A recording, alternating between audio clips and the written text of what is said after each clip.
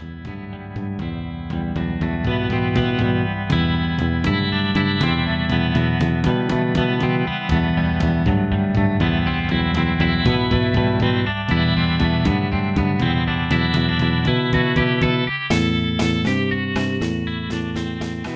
and welcome to the American Cinema Foundation Movie Podcast. I'm your host, Titus, and today I am joined again by my good friend Flag Taylor for another conversation in our Europe Cinema series. We will be talking today about one of the big successes of 2020, Andrei Konchalovsky's Dear Comrades, a movie about Soviet communism, about Russia in the 60s, about a massacre that was hushed up by the KGB and the Communist Party, and what it says about Russia's past and future, about the time before and the time after communism.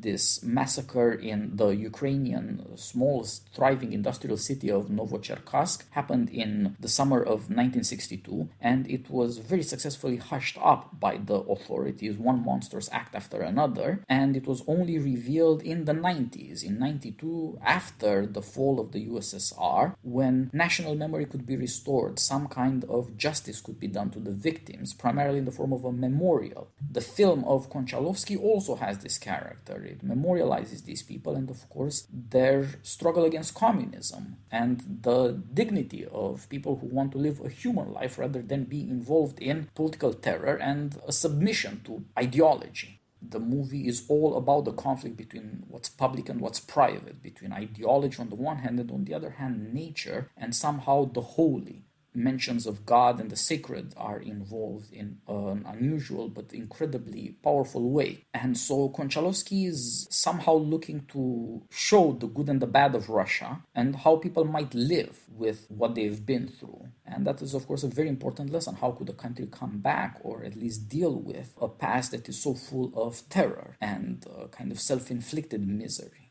Flag, you brought this movie to my attention. I'm an admirer of Konchalovsky and indeed the entire directing family, but I had not seen this before you mentioned it to me. So thanks a lot, and I'm glad you're joining me here again. So please say hello to our audience and tell me, how did you run into Dear Comrades? Hello, Titus. It's good to be back. I was just thinking we've done episodes on so many of these movies about totalitarianism or communism and Nazism. It struck me that 20 years ago, I think it was true that one could say there were not very many great movies about communism, but I'm not sure one can say that anymore. If you add this to the list and then just thinking about all the movies that we've discussed on your podcast, I think that problem has been addressed. Maybe it was just a matter of getting some distance from 1989 and 1981, but it strikes me that Konchalovsky's movie Dear Comrades can be added to works by Vaida and many others, and now we're rich with great and interesting movies about this phenomenon of communism. So I'm happy to be back to discuss it. I think I saw a review of this in the New Yorker or the New York Times, and it made me think it seemed like a competently made and interesting movie. And I was attracted to by the filmmaker Konchalovsky taking up something that really happened, this protest revolt at this industrial plant in Novocherkassk in June 1962, and just sort of wondered what an artist would do with a relatively unknown historical event and how a director could make an interesting drama about this. Yeah, so I'm happy to be back and eager to discuss it.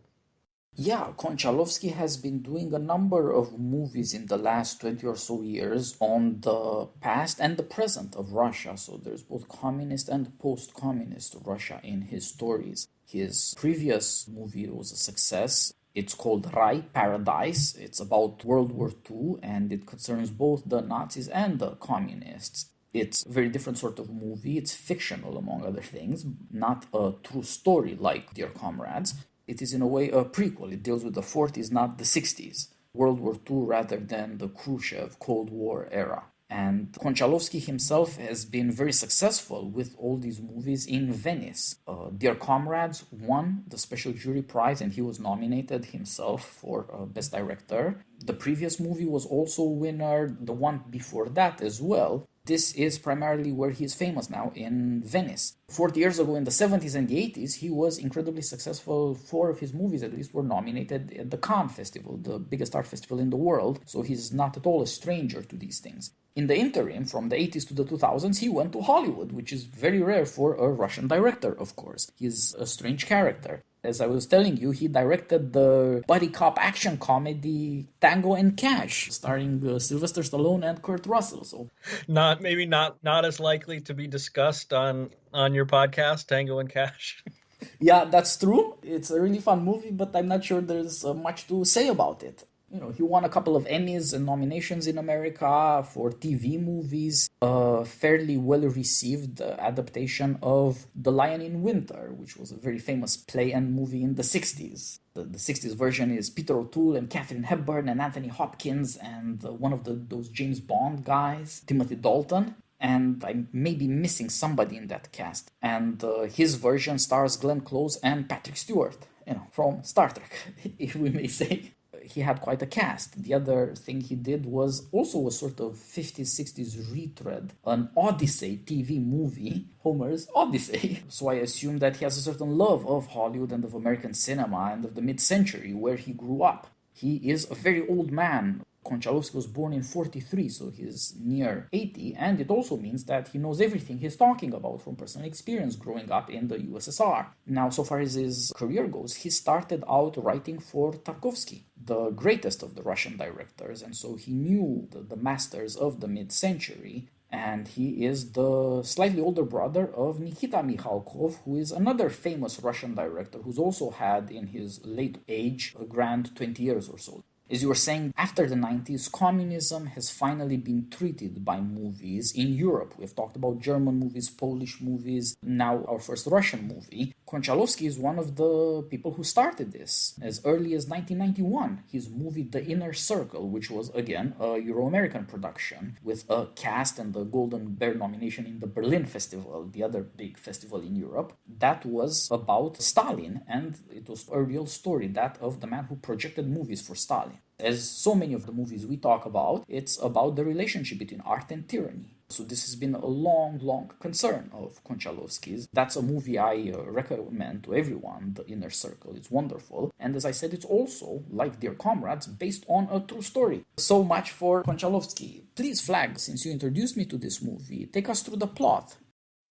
Sure. So, as I said, it takes up this historical event, a revolt at an industrial plant in Novocherkassk in June 1962. So the movie time frame is 3 days in June, those first 3 days. And the movie is told from the perspective of a city party official, Ludmila or Lyuda. We see things through her eyes. We experience the revolt through her eyes. She's a believer in the Communist Project, a defender of the Communist Project. She's militantly attached to the ideals of communism. And we see her interacting with other party officials, one of whom she's having an affair with, named Loginov. Once the revolt starts, we see her meet a KGB official whom we think is named Victor. Turns out to be an important person in her life. And, we see her attitude towards communism change over the course of these 3 days. Her daughter, who's 18 years old, gets caught up in the protest. We know that she was at the protest, and Lyuda loses track of her. Basically, the action of the movie is her interest in finding and trying to figure out a way to find her daughter with the help of this KGB official, even though the city has been put on lockdown and no one's allowed to leave and no one's allowed to speak about, what happened. The revolt turns violent and the KGB suppresses the revolt with violence. And so,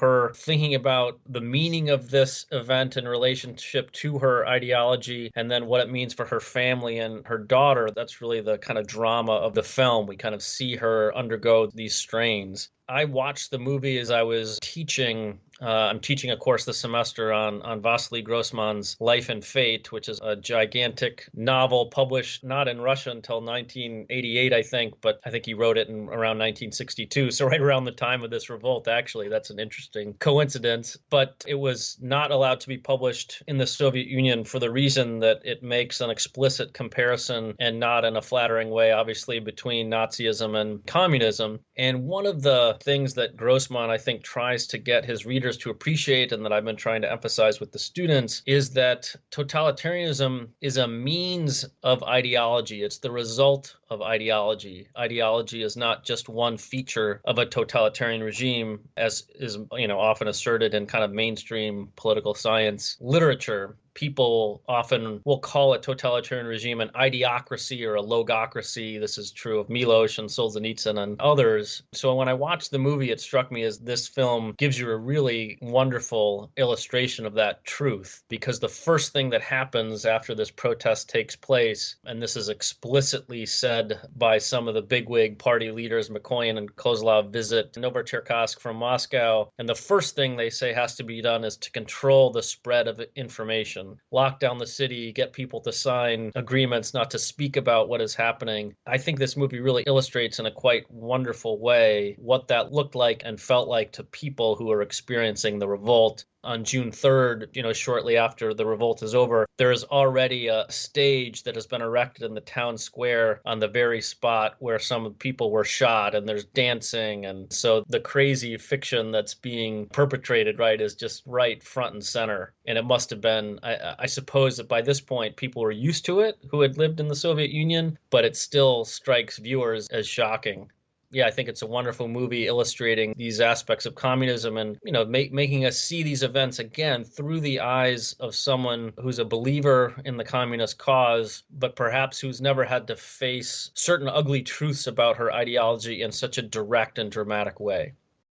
That is very well put. Konchalovsky offers us a protagonist that is fascinating and also manages to bridge our situation and the situation described. Much, of course, has changed in the world and in Russia since the days of Khrushchev, but our protagonist Lyuda is a very strong woman, and she has toughness that comes both from her nature and from terrible experience. She is an incredible woman. If communism could somehow create a society where everybody is like this woman, it could work. She is the ideal communist. She believes in communism, she believes in Stalin, and she's smart. She has confidence and a willingness to work and push herself to the edge. But of course, most people are not that way. We see her family, we see other people, and she has to somehow learn that these are also real people and she has to deal with them. She can't deal with them by telling them to shut up and repeat the party propaganda. The party propaganda is her wishful thinking. Why can't everyone be like me? And then communism will finally work. She has to wake up to reality in these days. As you say, it's wonderful. The movie takes 3 days. It's incredibly concentrated, tense. This is a 2-hour movie that has incredible pacing. And although you have moments to recollect yourself, to wonder, your jaw drops at some of the things you see, you know the communists are going to do what communists do and it's going to be terribly evil, but it's still surprising. It's a violation of innocence, I guess, that's why. And at the same time, you see that somehow with this woman we have a kind of hope.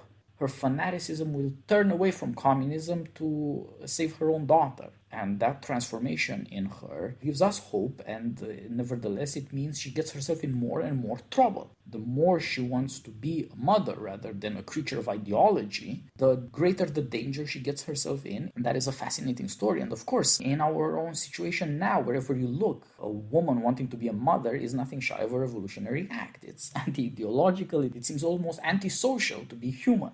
So she is both a very timely creature and also a paradox. She is what ideology would want a woman to be. Strong, leads in a public way, very bossy, self-assertive, a strong independent woman, as we say. But also she is obviously a slave to ideology and is trying to liberate herself.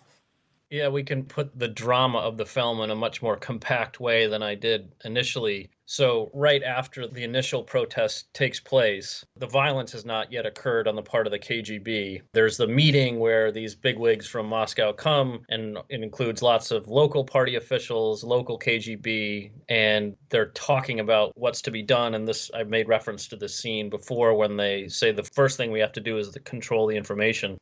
Right at that point in the film, Lyuda stands up and makes a very brief statement to the effect that all of the people who are involved in the protest should be ruthlessly rooted out and arrested and probably deported, right? I mean, no, she basically says no mercy for any of the people who are involved in this protest. And of course, then, 24 hours later, she learns that, oh, my daughter was probably in the crowd at this protest. So it's this conflict between her own words that were spoken in service to the ideology, and as you've emphasized, kind of the natural attachment to her daughter, her familial duties, and those two things come into conflict in this stark way. Yeah, the whole story is about the contrast between love of ideology and, on the other hand, love of family. The public and the private are opposed in a radical way. It makes for great art. Konchalovsky directed, wrote, and produced the movie. This is what we call cinema.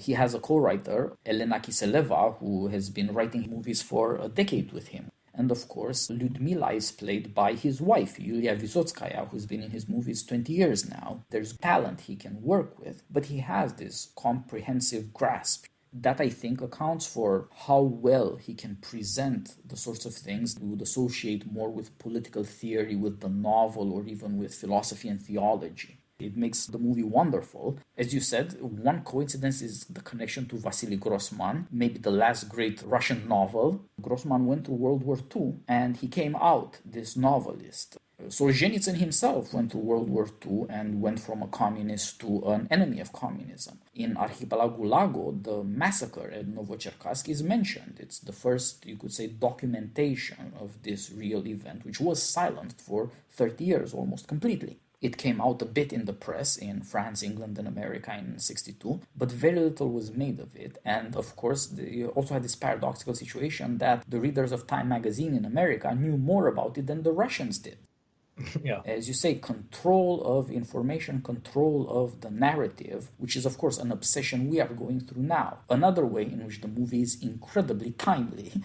Konchalovsky looks at the matter as not only an opportunity, but a duty as an artist to tell the truth about these things. Both say what happened at the event, it's a real story, and also to make up a story, work as an artist to reveal why did this happen.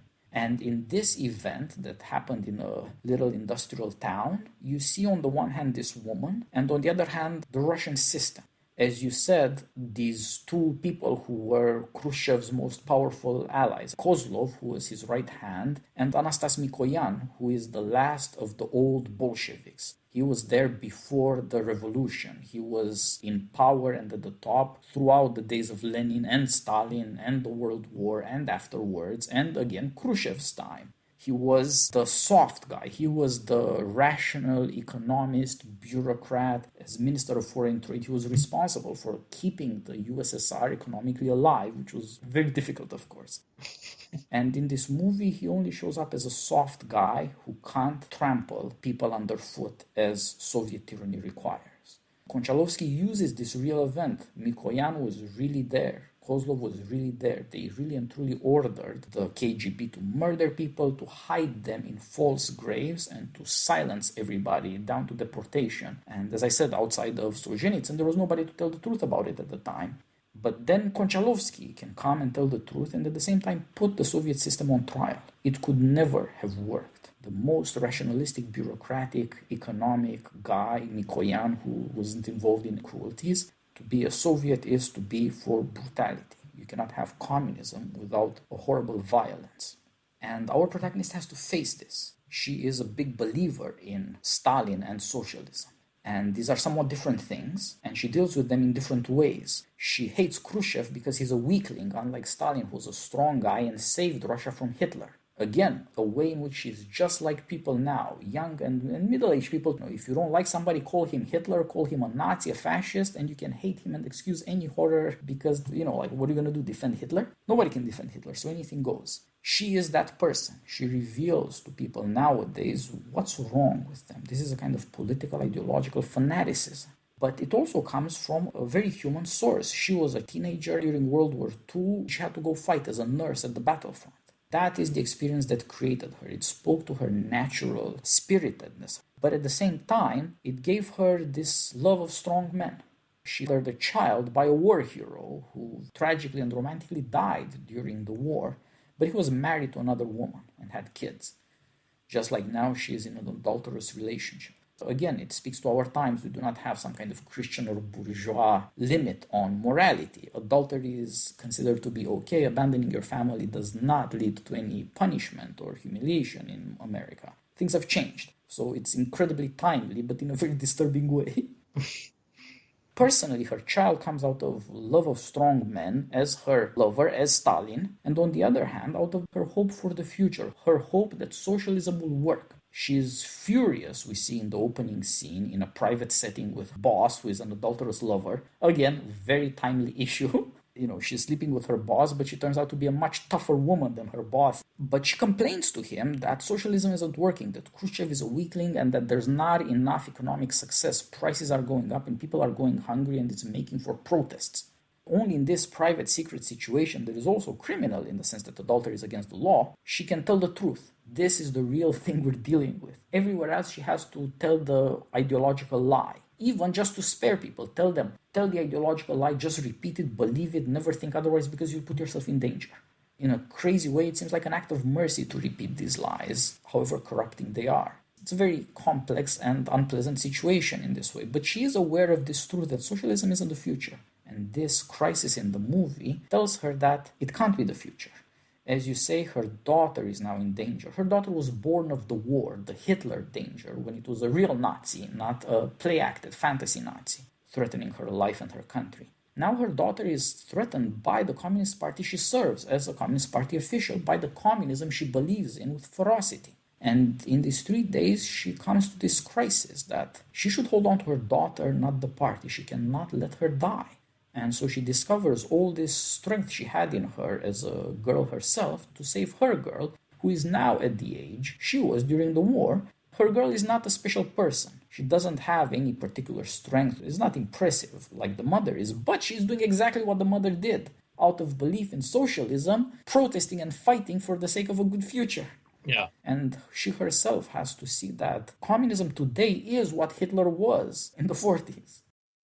Yeah, a couple things connected to the points you were making about her character. One, I mean, we've talked about her being an ideologue and a kind of fanatic, a believer in communism. But as you say, her fanaticism is of an irregular kind, since we're now in the Khrushchev era. Khrushchev has made his so-called secret speech against Stalin, which is not so secret anymore, and they've made public Stalin's excesses and the mistakes around this so-called cult of personality. But she's pretty open with some people about her preference for Stalin over Khrushchev. And so even her fanaticism has a heterodox tinge to it. She has a picture of Stalin in her home, and the KGB guy, when he comes to search the place where the daughter kind of looks at it and I think is struck, well, that's not a normal thing to have on your wall, right? And so, yeah, I just wanted to emphasize her. She is a fanatic, but there's a heterodoxy to it. She also has a sense of responsibility that is a bit atypical for, people involved with the party and its apparatus, right? The movie really brings out kind of the faceless, moronic, pathetic bureaucrats that peopled the party and its institutions in terms of the response to this revolt. I mean, there's just a kind of devastating portrait of the type of people that were able to rise in the system. I mean, Solzhenitsyn talks a lot about how and why communism elevated the absolutely worst types of human beings. And so you see that. But the contrast with her is really interesting. At one point, they are driving, I think it's away from the city to the power plant initially, and she's with her fellow city officials, and she wants to take responsibility for the failures of the party to sensitize the workers to the rising prices. She thinks that's a real failure of the party's, ideological mission. And she says, they're going to send me, to the east to be a nurse in some nowhere city, and kind of implies that she deserves it. And so that's striking because everyone else, of course, is blaming the person above them or under them, saying, well, it's not my fault. It's the excesses or the mistakes of this or that person. And so her fanaticism, which in a way is contemptible, is combined on the one hand with the slightly heterodox, in some ways disgusting attachment to Stalin, but also a sense of responsibility, which is totally absent, I think, from nearly everyone else around her.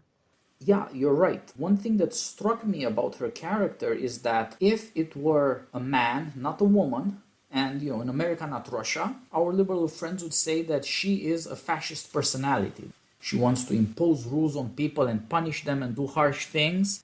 But as you point out, there are two things wrong with that. First of all, she's a communist, not a fascist. A lot of her, as you say, is not evil, even though people might call her fascist. She does take responsibility for other people. She does try to help as much as she can. And at the same time, there is a certain nobility to her harshness. She doesn't ever say bad things to people for no reason. That's what makes for the complexity of the story and for her possibility of redemption from the moral point of view. But of course, from the political point of view, she becomes a traitor to Soviet Russia and her darling Stalinist socialism because she can no longer believe in it. It has been corrupted and failed with Khrushchev. And on the other hand, because it has become a personal threat to her daughter. And so there's a wonderful transformation here that allows us to see what were these people like. How could people have raised their children as they did? Mm-hmm. She was defined by World War II, this terror beyond all terrors that meant that anything is excusable because you have to beat Hitler. However many people Stalin kills, it's fine because Hitler did worse or would have done worse had he not been beaten. That excuses anything. But that attitude no longer works even for Lyudmila. She cannot believe that all this misery now is what socialism was supposed to be, and yet she has to deal with it every day. And she cannot believe that it's going to get better because in reality you get Khrushchev. In reality you get this misery and there's nothing you can say about it or against it. Her only public complaint is, as I said, in a private bedroom scene. Whereas her daughter is willing to complain publicly in a workers' protest. And nevertheless, the workers' protests are illegal. Whereas these sorts of private chats between apparatchiks are sort of tolerated. Today, in many places, people are complaining about the excesses of ideology, about mobs or the destruction of people's careers or lives, but also in quiet bedroom scenes because they daren't speak publicly. The difference, of course, is that this woman has a terrible courage, which leads her to risk everything and to transform in a way into who she was. Into the kind of woman who was not just in love with a war hero and had a child that she loves so much, but also a patriot. When KGB men start firing on the young workers, killing dozens of people, she saves a girl who has already been shot, takes her into a room and tries to take care of her, only for a minute later for the girl to be executed by one of these communist thugs. And there she sees somebody just like her daughter, somebody for whom she would risk everything, and there is nothing you can do. You're faced with tyranny here in its full terror. That this is the paradox that, as you said, in the meeting with the communist bigwigs, where the party itself decides murder and lies are the truth, she is the most ferocious person there. That's the only way she has to deal with the fact that her socialism isn't working. Right. It's a horrible moment. Yeah, it shows a real corruption, yeah. But then she turns to this other side where she will abandon all this ideology for the sake of her daughter. Well, and it's interesting too, because a day later, so after she makes the speech, she doesn't really think too much about it. I mean, I think she's a little shocked that she did it. And, her lover, Loganov, says, "I can't believe you stood up and said that." And she says something like, "Well, why didn't you stop me?" But after that, she doesn't think much about it. But then we learn Kozlov has subsequently identified her as someone who should speak this new, very harsh militant party line at another public meeting. And this is after she's realized that her daughter might be involved in this. And she can't do it again. She can't make that same speech. And so, you see this break in her own relationship to the party. And she goes to the bathroom and she prays. There's no hint before that she has any connection to faith or genuine orthodoxy or anything. But nonetheless, she prays and crosses herself that her daughter is still alive. But it's interesting that it's almost as if she no longer can even fathom that she would have been the kind of person to make that militant speech. It's almost like discovering a side of herself that she didn't know existed, and she's sort of looking with horror on the type of person that would make that fanatical speech. So even though it's I'm making it out to be more obvious than it is, but I think it's handled by Konchalovsky in a kind of very subtle way. But nonetheless, I think there is a real break. I think that the movie does a good job of showing you how people managed to confront the ideological pseudo-reality that surrounded them and pay obeisance to it when they needed to, but try to negotiate it in private, right, and kind of bow to necessity and reality in different places in different ways wherever they could. I think she just decides that that's not going to, negotiating in that way is not going to help her deal with the harsh reality of her daughter. So then she just goes on this kind of mad search for either proof that her daughter has been murdered or proof that she's alive. And at that point, she needs the help of this KGB man, Victor. We don't know anything about him or his background. We know that he's previously been identifying people in the crowd of the protest whom he thinks are the instigators. So he seems to be someone who the KGB understands as a reliable, person to really detect who troublemakers could be. So he seems good at his job. But he sees something in her that he thinks is admirable, and he helps her on her quest to find her daughter. And so he's another interesting character because it's another evidence for the fact that, again, people negotiate no matter how orthodox and attached to the communist world they seem to be, they negotiate their unbelief and their heterodoxy in different ways, and sometimes I think surprising ways, even from the standpoint of their own. I think he would have been kind of surprised after the fact that he chose to endanger himself by helping this woman, but he does it in a kind of spontaneous way. He sort of sees her suffering and just helps her. Yeah, you're right. There's something plausible and at the same time artistic. It's something that you have to think about and watch the movie again and again, but you also are moved by it the first time you go through the story. It's a wonderful combination of recognizing obvious things, that these communist types are also corrupt in a certain way. They take private advantages for themselves, as we see Ludmila. She gets the advantages of a party apparatchik. She has household goods that other people don't get a chance to buy. She gets to cut in front of the line or go to the back pantry at the local shop and get stuff. Some sort of Hungarian booze, right? Exactly. She can't find vodka, so she gets unicum, the Hungarian herbal spirit. Not what her Russian father would like. He's a patriotic vodka drinker, but what are you going to do? They end up getting drunk on it because it's all they've got. So she has all these private advantages. That is a corruption of socialism, but in another way, it's just getting what socialism promised you anyway. It's just that you're the only person to get it. It's both an affirmation and contradiction of equality of socialism's promises. It's the weird world people had to live in under communism. But the wonder of the movie is that it suggests these real facts about communism, the corruption of the party operatives. In this case, the real corruption is that love, morality, even God come through. It is precisely this woman who, as you say, in a moment of shock at what she has become, she can't recognize herself. She can't turn herself to her past any more than she can to Russia's future, which she can't believe in anymore. She suddenly turns to God. And there is this very funny and in a way very touching scene. As you said, she hides in a toilet because it's the only private place for a woman.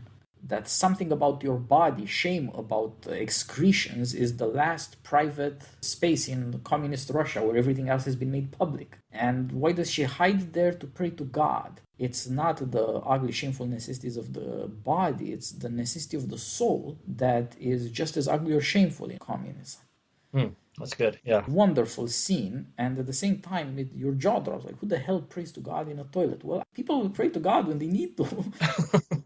If you're desperate, if you realize your limits and the terrible situation you're in, I don't think you will worry about proprieties anymore. And so as her faith in communism breaks down, faith can come back in other ways. These things that she had lied to herself about, as it were, for so long, suddenly break out. Wonderful characterization, especially because it points to this thing that, as you said so well, she can't recognize the person she was the day before.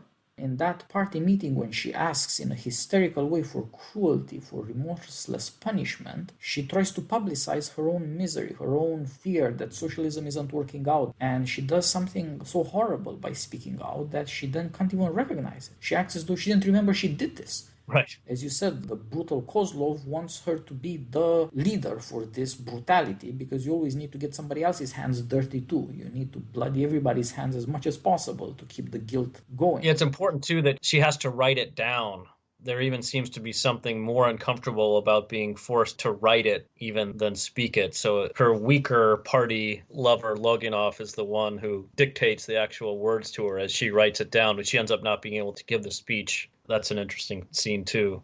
I mean, connected to the point about her faith, maybe the other character we haven't talked about yet is her father. She lives with her father. Her father is probably in his 70s at this point, I would guess. At one point, he opens a trunk that he has in their flat, and he has his military uniform from Tsarist times. Maybe he fought in the First World War. He has an icon of a holy woman from Kazan, some letters, a few other trinkets. So we see him and his, connection to the pre-Bolshevik world. And so he seems not surprised, let's say, that communism is going through the troubles it's going through in the 60s, but he kind of says, well, I'm going to die soon anyway. Why should I make trouble? But at a certain point in the movie, he sees what she's going through, her kind of crisis of conscience. And I think he must decide that he wants to kind of help that crisis come to full fruition. And so he reads letters from his niece, so cousins of hers, probably older by 10 years or so, that were written around 1922 and 23. And in these letters are descriptions of utterly horrific and brutal acts undertaken by the Bolsheviks against Mensheviks or anyone who was dissenting, tried to resist the coming of Bolshevism. And so he describes the Bolsheviks cutting out someone's tongue and nailing the tongue to their chin and letting the person walk around the village. And the message for him is, this is what communism is, Liuda. It's about time that you face this fact. And she doesn't seem nonplussed.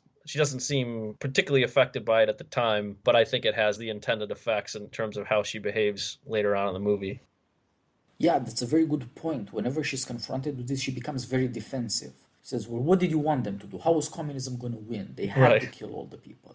Necessity excuses anything. You don't have to behave like a human being. You have to behave like a beast. You can worship Stalin like a god because he was a beast. He murdered everybody who got in the way. And you know what? That's what it takes to beat Hitler. Right. That's what she believes, and that's what, of course, ideologues and fanatics believe. The more beautiful the ideology, the more brutal the fanaticism gets. And in her, you see this stuff that you must see in, why do young people start burning cities down? The more beautiful their ideology of equality, the more bestial they become.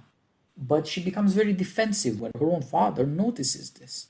There are these wonderful scenes. He's realized two things. One of them, something is happening in Novocherkassk. This is an old man, not bedridden, but he's limited to his apartment. He can never go out. He's a prisoner there. In a way, like every Russian is now a prisoner, but it's much more obvious in his case. All he can do is shout from the balcony that his daughter should get him cigarettes, and he drinks too. That's all that's left to him. He has been emasculated. And that's why he puts on his uniform. He realizes communism isn't working anymore. There's something afoot. He wants to be part of it in some sense. Like Lyudmila's daughter is protesting, so is her father, but in a private, in relation to their family memory. He's telling her, these were your relatives, this is your blood. So indeed he notices that she's changing. It is now possible to show her, to tell her these things that have been secret. The private can reassert its claims. Family and memory can reassert their claims against ideology. And in order to do that, he has to be a man. And the only thing he can do is to put back his uniform. And in wearing that uniform, not just to relive his past, but to act like a man. Then the KGB guy sees him. There are people who see him from the party because she is now herself suspect. The party is turning against her.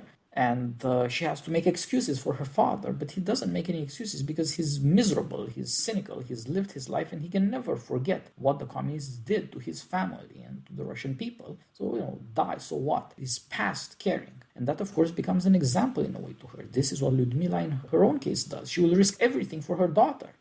The official ideological writing that her cowardly boss dictates to her is replaced by the letters her father reads to her.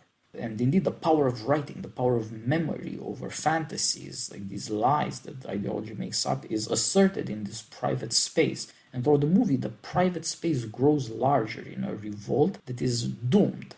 But it's not doomed forever. Konchalovsky survived communism. We can expect that Lyudmila's daughter survived communism. And eventually the truth came out about the horrors. And so in a way it makes sense that there's this irony that this is the brutality of Khrushchev that is on display. And Khrushchev is the man who revealed the ugly brutality of Stalin, as you so well said, the de-Stalinization process, the excesses of Stalin. It turns out that Khrushchev is no different. His own brutality has to be revealed to understand that communism always is this and cannot be anything else. Because it is an attempt to publicize everything private, to turn everybody's life into an ideological act.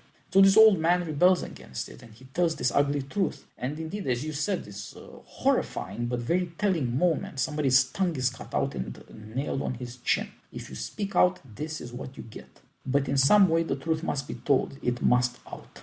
And Lyudmila's action outs the truth, and Konchalovsky's movie can tell the truth now that tyranny can no longer win. So that, even Khrushchev, even communism, thank God, is merely mortal. It must disappear, and therefore the truth must be told, and therefore memory must be preserved. And this, in a sense, is what the movie is about. The old man did his job in that fundamental sense, keep memory alive, and now he must pass it on to his daughter. Yeah, maybe I'd like to get your take too on the last third of the movie where we see the KGB man rush into action to try to help Lyudmila find her daughter. She initially goes to the morgue to make sure she's not among the dead there, and then she learns from the KGB official that there are more people who were murdered in the course of the suppression of the protest than were at the morgue, and those people have been moved to a neighboring village and probably disposed of in some mass grave somewhere. He's just not sure, and so he decides he's going to take her to this village and to see if he can find this grave. And it's interesting, right? They try to leave the city, and of course the city is on lockdown. No one is allowed to leave the city. He shows his KGB identification in the hopes that that will kind of get him a pass. And the military checkpoint supervisor kind of laughs and says, doesn't the KGB know that the city's on lockdown? Then I'm in no position to let you go. So they go into an office where they're interrogated, and he and Luda talk about how they might gate admission out of the city. And Lyudmila says, well, why don't we think up some sort of ideological lie? Maybe anti-Soviet activities have arisen in neighboring villages. And he says, that's not going to work. Our only hope is to tell them the truth, that we're searching for your daughter, and hope the guy that we're meeting is decent. And I thought that was interesting, that even in this hyper ideological world, sometimes the best way to navigate it and gain sympathy is through honesty, and just hope that the person with whom you are dealing has some shred of decency and isn't completely ideologized, or I don't know what the right word is, but you know what I mean? I thought that was an interesting touch by Konchalovsky, that was really their last hope to find the body, is that they would get lucky and find some decent person that would let them out. Yeah, that's a very good point. They gotta take a risk. It's partly what makes for the thrill of the movie, but it also has a deep meaning that more and more you identify behind the ideological facade private life, private interests, ways to get something that you want, because people respect the private as the natural. They feel it is tyrannized, it's always got to be hidden, but it's there. They understand a mother searching for a child, the desperation it takes to break these orders when you're KGB, when you're Communist Party, as he and she are, so that it's risky for them, but in a way they also exercise their their special privileges. And at the same time, what you're saying about her, well, she says, let's concoct an ideological lie, let's keep up the political theater, that's how you do it. This is what her boss believes, the coward Loginov. This KGB guy that replaces Loginov, he's a tougher man. He's willing to take risks. It's also suggested by the fact that Lyudmila and him get drunk together. Getting drunk in this movie means being able to face a very ugly truth. And maybe being willing to say something unguarded. Exactly. And it's again like the tongue that is cut off and nailed on your chin. You're risking your life with your mouth here. But they have to do it. And this KGB guy is, of course, that man she must have fallen in love with during the war, the father of her child. Like him, he is a manly man, not like the coward Loginov, not like the coward Khrushchev for that matter. What she loves in Stalin, which is crazy, is true in the case of this man, who is willing to risk his life for the sake of her and her daughter. And at this point you say this is a fairy tale.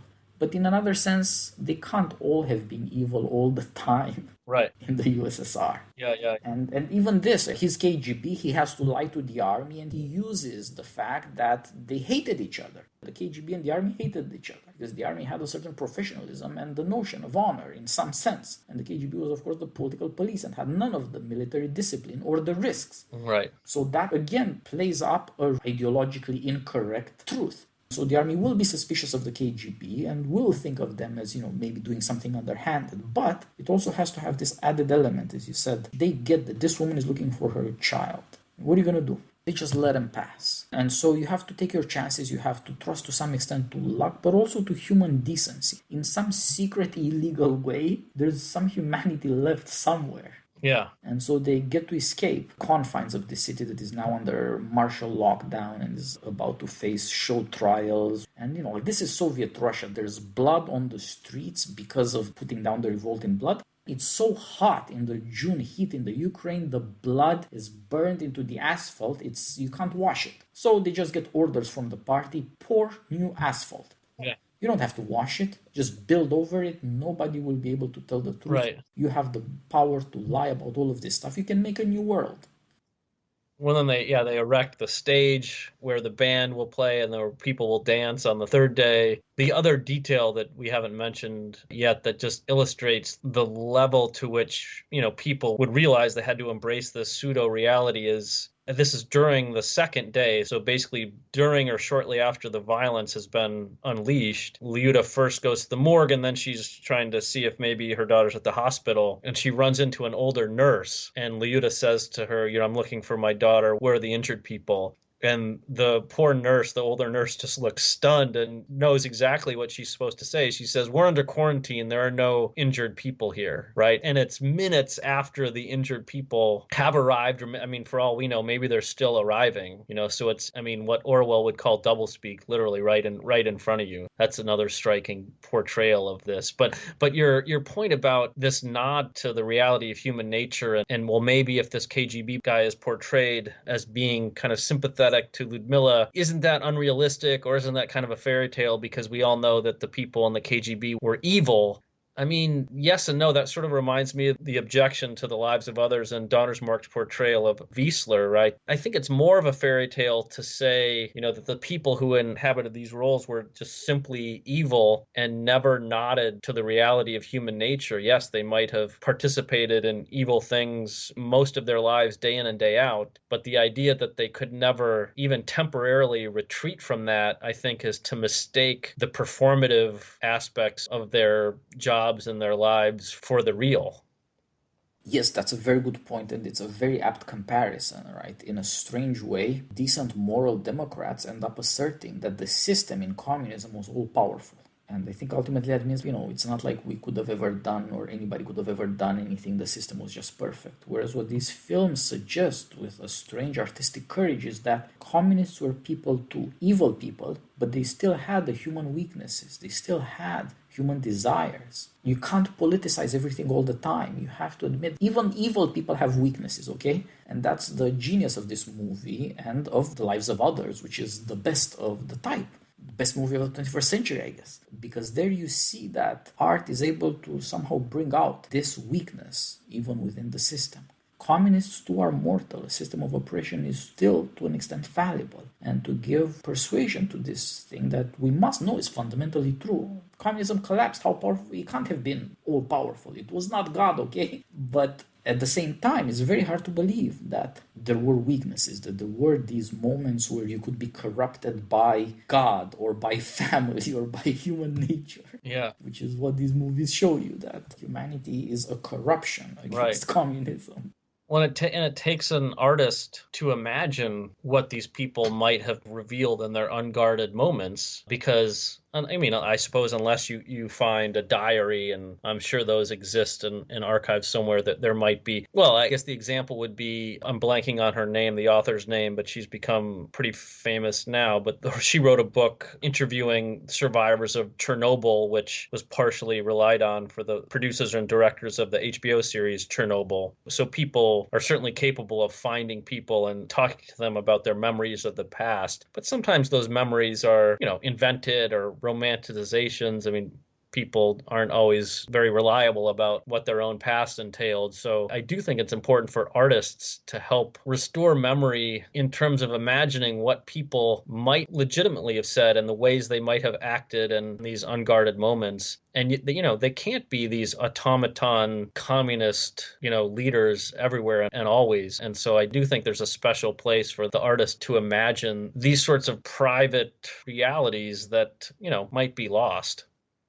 Yeah, that's a very good point. These artists have to believe that their insight into human nature is real and then try to figure it out. Okay, if I'm not crazy, nobody agrees with me, but let's say I'm not crazy, how would this work out? And then when you come up with that story, you subject it to the judgment of the people. Do you believe that this is plausible? And this is not just the artist's revolt against tyranny like Konchalovsky, who had to live most of his life under Soviet tyranny, trying not just to revenge himself on it, but to rescue human nature from politicization, to rescue people from ideology. Now, I've already compared again and again communism to our woke ideology, not because they are the same. Woke people are hysterical losers. They do not have the power of Stalin or Mikoyan or any of these people. They are not Khrushchev, they're nothing. But it's very important to realize something else, that these movies would not make sense even to the, of course, very educated, moralistic, atheist materialists who give awards at festivals, right?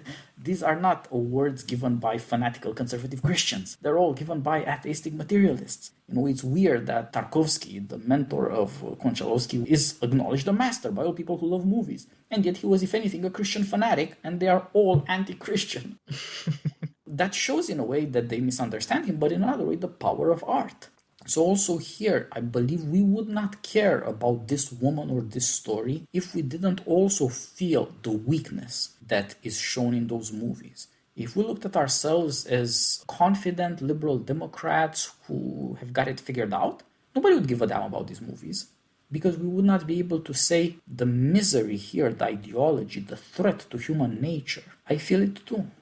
Yeah, These are not movies made for the sake of characters that are made up and that lived 50 years ago. These are movies made for the sake of us, because these are our weaknesses. These are artists who are trying to save us from ideology. I think that's very good. Just to move us to the last part of the movie, so they presumably find a decent border guard who lets them through, and then they find the party official in the neighboring village who it turns out was responsible for burying these surplus bodies that were transferred there after the massacre. And he takes them to the gravesite, and he is shown a picture of Svetka, Lyuda's daughter, and he says, "Oh yes, I buried her. I remember." I think she mentions the pigtails, and I can't remember if there's another identifying mark, but she shows him a picture, and he says, "Yes, I buried her." Why do we think he says that? I mean, does he not remember and just thinks he's better off agreeing to this request because these people are presumably powerful enough to find their way to me and then find their way to this grave? But I thought it was curious that he says that he buried her when we find out very quickly that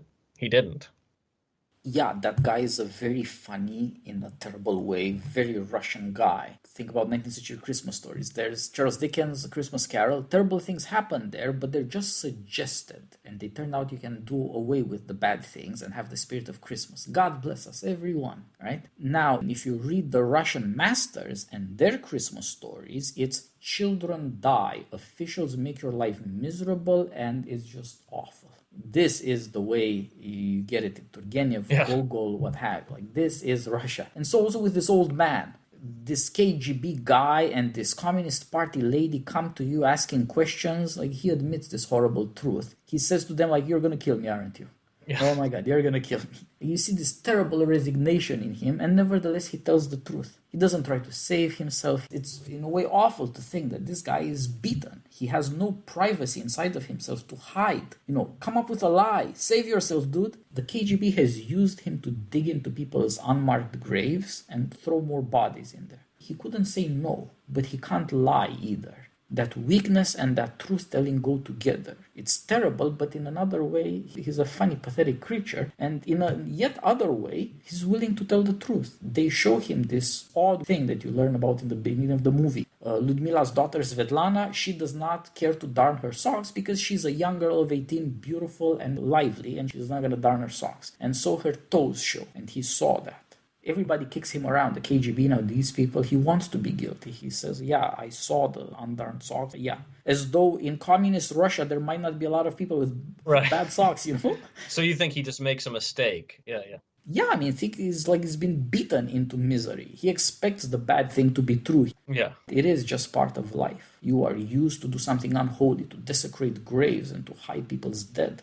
Throughout the movie, more and more private life bursts out. As Ludmila falls apart, she can now learn about the secret private life of her family in the past. She can learn about God. She can learn about her daughter being a protester. She can learn all sorts of things that were never there obvious before. That this guy from the KGB kind of loves her. But it turns out to all be oriented to this question of the holy. Tyranny can destroy people, but you cannot take away the dead from people. You cannot politicize life to the extent that they no longer believe this was my daughter. Right. You have to have some property over the dead, or you're not a human being anymore. You're just an animal. Yeah, she can't. Yeah. And this ties us, of course, to reality. In 1992, they went and dug up the corpses and buried them in a real memorial. The truth outed, the desecration was repaired in a way. The holy restored its claims even after communism.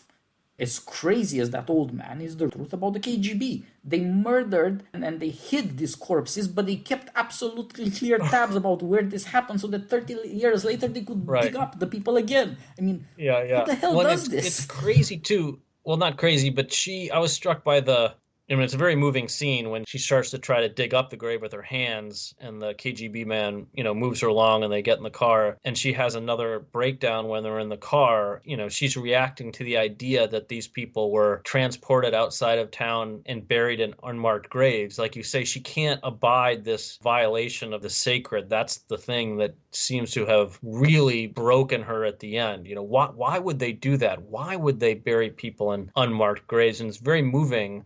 On the other hand, knowing something about communism, or even if you don't know anything about communism, if you paid attention to the father's reading of the letter and his recounting of, what happened in 1923, and, if you know a little bit about what happened in the Soviet Union in the 30s or 40s, your reaction is, really, you're that naive? You think that burying people in unmarked grave is the thing that's the line where they would have stopped? And so you're kind of struck by her defense of the sacred, but I think you're also just kind of astonished at her, willingness to believe that they would have drawn the line there. Yeah, I think that's a very important point, that this woman could never square. She saw World War II firsthand. She was a battlefront nurse, but she never could accept this. This is much more important than seems to us. Somehow, the people who most deal in death most care about burial.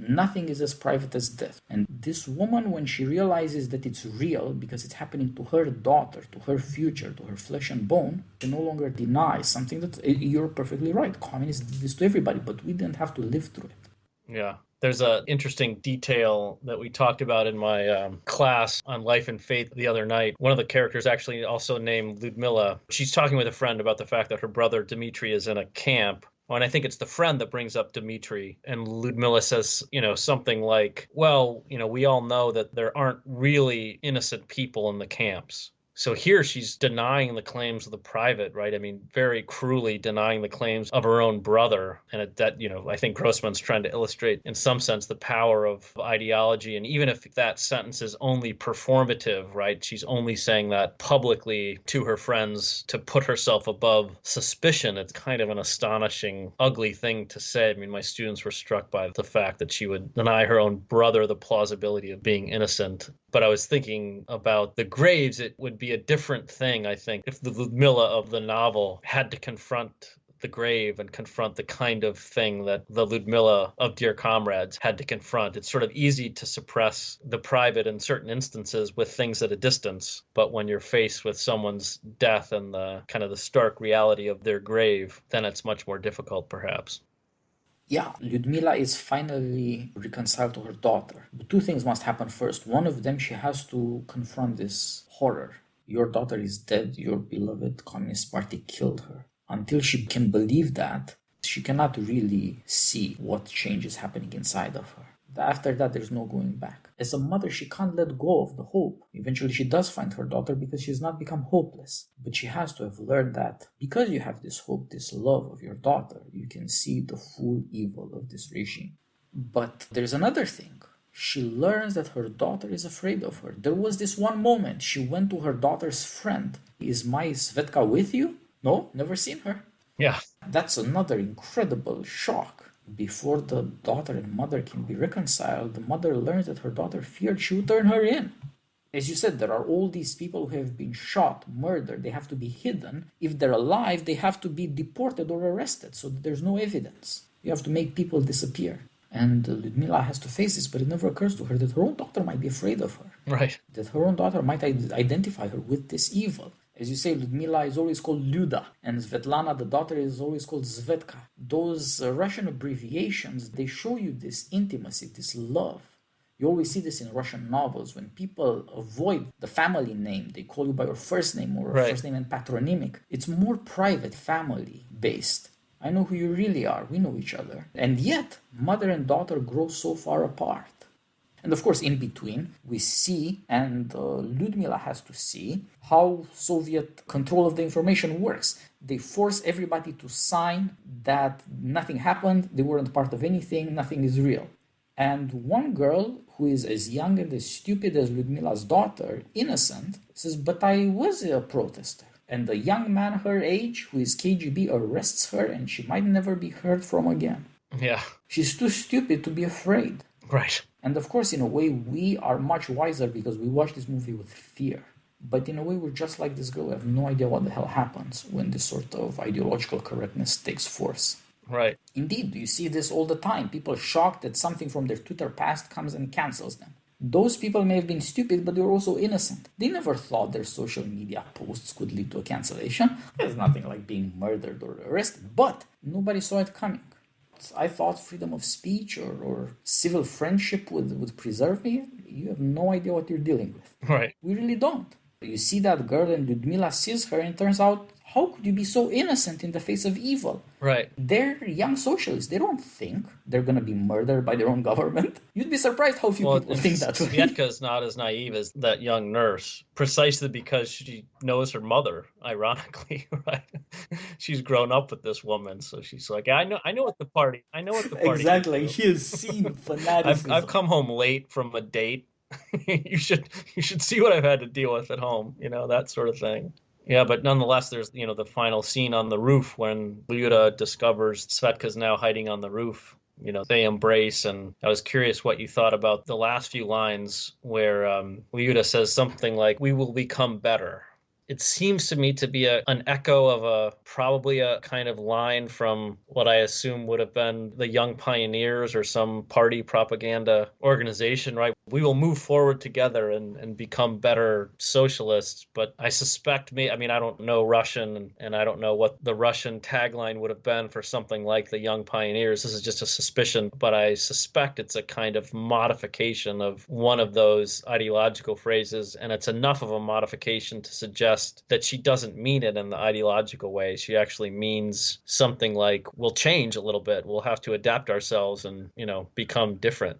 That's a fascinating insight. That's just a guess. I have no idea if that's true, but it just the way that she said it and the way it sounds struck me that it might have some particular resonance to one of those organizations. I don't know.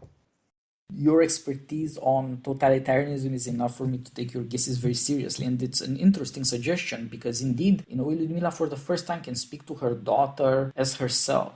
This stuff is now really coming out of her mouth. It's not the party trying to speak through her. It's not the boss trying to speak through her. She's finally herself. Yeah. It's a movie that starts with adultery and ends with high treason, and that's the happy end.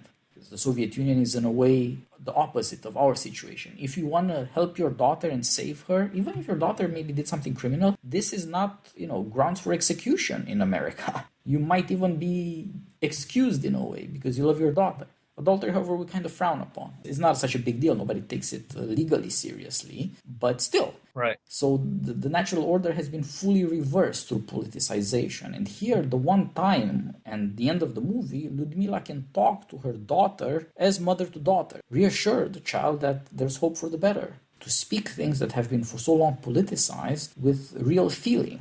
In this secret, private way. As you say, they're on top of the building, they're on the roof. You cannot be in the house is under surveillance. You hide on top of the house on the roof because it's the only place. Yeah. The ordinary use of houses itself has been reversed. Right. The really private stuff can only be spoken, on the roof. Yeah, it's a really powerful movie. I watched it twice and noticed more things a second time around, but I don't think it's a movie that needs to be, studied in any kind of rigorous way to be understood or admired. I think Konchalovsky is enough of an artist, to draw you in right away on first viewing and make you see what he's getting at and why these characters are interesting and appealing, even despite the fact that, they're ugly in a lot of ways. And I think our first reaction to Lyuda is, ugh, what a horrible party hack she is, Yeah, that's right. The first time around, some of the stuff you see is just, you can't believe, oh my God, why is this happening? But it's true, it also draws you in because you can tell bad things are going to happen long before the characters can tell. But on the other hand, you don't know how it's going to turn out. Right. It's a wonderful piece of artistry that reminds you that this was a real event. But when you go through it, you can't tell how it turns out. And because it was so long lied about, we don't know how it turned out. Mm-hmm. When you can't fully believe in ideology anymore, you have a weakness. You can be corrupted by intimations of the truth about who we are as human beings. It's the subversive power of the truth. The great theme of dissident literature is very well enacted. You go through this, the truth is the subject of a thriller. Human nature comes out in this shocking way against tyranny. It's a much different movie, it strikes me, than the movie we just spoke about previously, After Image. After Image is the same subject matter, but it is a kind of grinding portrait, and it's a kind of direct portrait of a descent. You're downhill and in After Image the whole way, and still interesting and admirable and handled with real subtlety and care, but you have no doubt the direction that you're being moved to. And in this movie, there's so many kind of unexpected twists and turns and surprises from different characters that, yeah, even though it's a historical event, there's a sense of the unexpected, and we're not quite sure how people are going to react to the situations that they're put in. And so in that sense, yeah, it's quite different from After Image, and not necessarily one is better than the other, but yeah, it's a much different feel to sit with this movie for 2 hours than with Vida's movie. Yeah, you're right. A lot of it, I think, is the difference that After Image is about a man and this is about a woman. But it is true that Dear Comrades is just more hopeful. There's more capacity for surprise and squeaking out a victory. And I think that's a very good place to close. We leave our audience, not just with Konchalovsky, but as you said, Vasily Grossman's Life and Fate. It's now an Amazon series. And not 2 years back, Chernobyl, soon to be on its 35th anniversary, the horror, not the show, it's now an HBO show. So this will be our next podcast as we deal with communism and the great art that tries to both tell the truth and rescue humanity. Yeah, it sounds good. I hope we're able to get to that soon. I admired the show when I first saw it a few years ago and wrote up a short review for Law and Liberty. Yeah, I look forward to talking about it with you. Likewise, I owe all of these things to you. You keep bringing these things up and we go through wonderful stories, and in certain ways it's winning and compelling because you see human heroism. And in this case, because they are true stories, it seems more serious and more believable. And so I hope our audiences too will be won over. And we will go see Konchalovsky and Grossman and so forth as our series progresses. Meanwhile, all the best, Flag.